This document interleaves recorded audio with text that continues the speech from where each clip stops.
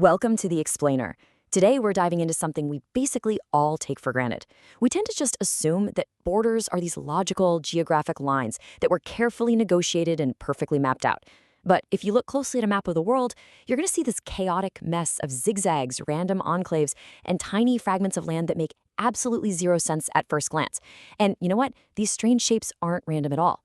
They're essentially the physical scars of human error, outdated medieval laws, and the stubborn forces of nature.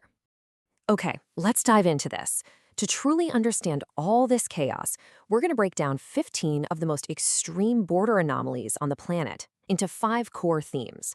We've got mapmaker mistakes, feudal loopholes, the tyranny of straight lines, rivers that just refuse to settle, and finally, the ultimate border chaos. All right, kicking things off with Category 1, mapmaker mistakes. Let's see what happens when totally flawed assumptions get written right into the law.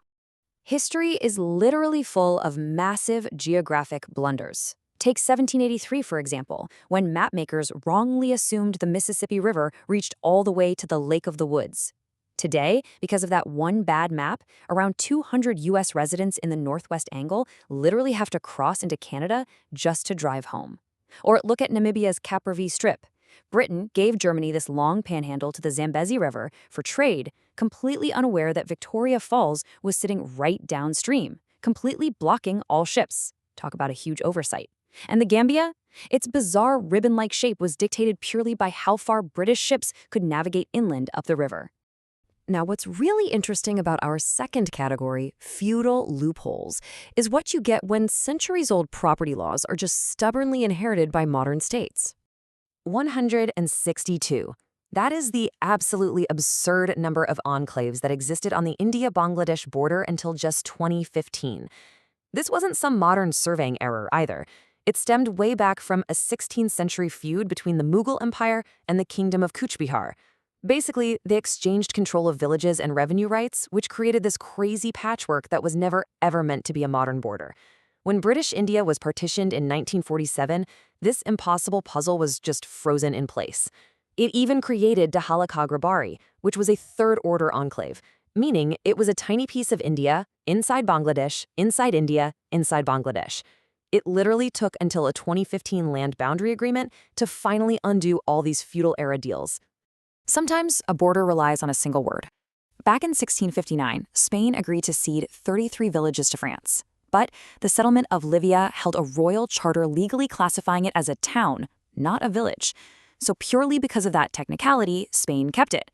Fast forward to today, and Livia is a 12-square-kilometer Spanish territory sitting entirely inside of France, locked in by a 350-year-old loophole. Pretty wild, right? And the loopholes definitely do not stop there. Take Barley-Hartog on the Belgium-Netherlands border. It is a chaotic mess of 22 enclaves that stem from medieval land deals in the 12th century. They actually rely on the completely absurd front door rule, where a building's nationality depends entirely on which side of the border its front door opens. Imagine that. Then you have the Vennebahn Railway. After World War I, the 1919 Treaty of Versailles gave Belgium sovereignty over the physical railway tracks, but get this, not the land around them. Instantly, this created 5 German enclaves completely isolated by a tiny strip of Belgian steel.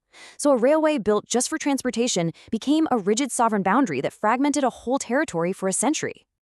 All right, let's shift gears to our third theme, the tyranny of straight lines. We're going to look at what happens when rigid, geometric lines are drawn right over complex, living landscapes. Consider the ultimate geopolitical standoff between Egypt and Sudan. Back in 1899, the British drew a straight-line border right along the 22nd parallel. But then, in 1902, they drew a second administrative border, this time based on actual tribal movements. Now, because both Egypt and Sudan want to claim the coastal Halaib Triangle, which is economically viable, they each just choose the treaty that gives it to them.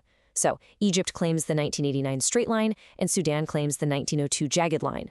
But here is where it gets crazy. Because they both claim Halaib using these mutually exclusive treaties, it leaves a massive 2,000 square kilometer patch of desert called Bir Tawil completely unclaimed. The irony here is just incredible.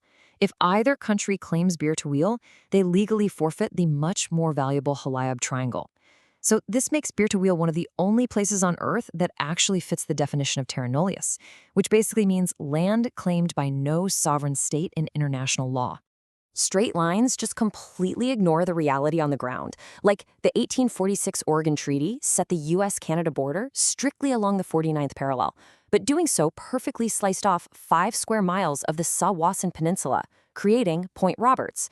It's a piece of US land attached only to Canada, which, as you can imagine, caused massive isolation for the residents there during the COVID-19 pandemic.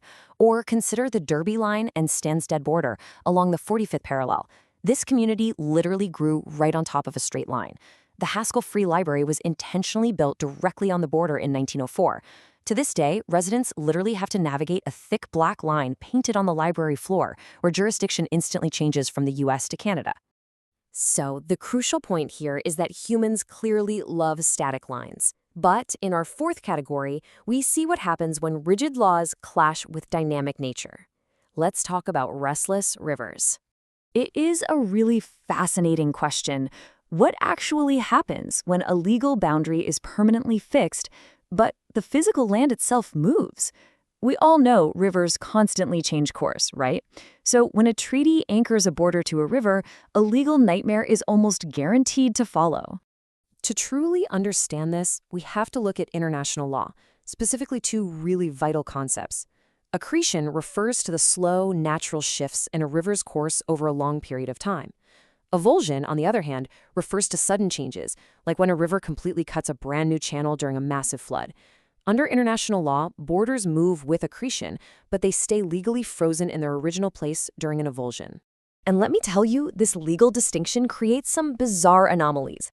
Like a sudden avulsion on the Mississippi River trapped a pocket of Kentucky completely inside other states. On the Danube River, Croatia and Serbia have this huge 140-kilometer dispute just because Croatia relies on old property records while Serbia claims the modern center of the river. Over in Europe, Belgium and the Netherlands had a Meuse River border issue after the river was engineered and straightened, though luckily they peacefully fixed that with a land swap in 2018. And down in Africa, Botswana and Zambia share a comically tiny 150-meter river boundary that was drawn specifically to prevent a 4-country legal nightmare intersection. All right, which brings us to our fifth and final category. We are talking about the ultimate border chaos. Let's move to our last example and see how all of this builds up. Everything culminates perfectly at the United States-Mexico border along the Rio Grande. The 1848 Treaty of Guadalupe Hidalgo tied the border to a highly dynamic, wildly shifting river, which kicked off a massive story of ongoing frustration. Back in 1906, an artificial avulsion physically shifted the river, isolating the Horkin Tract south of the river but legally keeping it in the U.S., well, at least until a 1970 treaty finally fixed it. Then you have the Chamizal dispute between El Paso and Juarez. For over a century, the U.S. argued a shift in the river was accretion, while Mexico argued it was avulsion. This literal geographical argument stalled local development for decades until they finally resolved it in 1963. This border is honestly so chaotic that it encompasses nearly 2,000 square kilometers of constantly shifting landscape. It actually requires a dedicated joint body called the International Boundary and Water Commission just to manage the whole thing. To keep the legal text of the treaties and the physical water somewhat aligned, the two countries require constant engineering, artificial channelization, and just endless bilateral legal fixes. It takes an unbelievable amount of effort just to force the physical world to obey a piece of paper. Which leaves us with one final pretty big question. Are borders just lines on a map? Or are they the frozen, somewhat absurd footprints of history, law, and a constantly changing planet? I think these 15 anomalies prove that borders are messy, living artifacts. They're heavily shaped by cartographers' mistakes, old feudal loyalties, the tyranny of rigid straight lines, and rivers that simply refuse to be told where to flow. So the next time you look at a map, I highly encourage you to zoom in on those zigzags, because there is always a fascinating story hidden right on the line. Thanks for joining me on this explainer, and I'll catch you next time.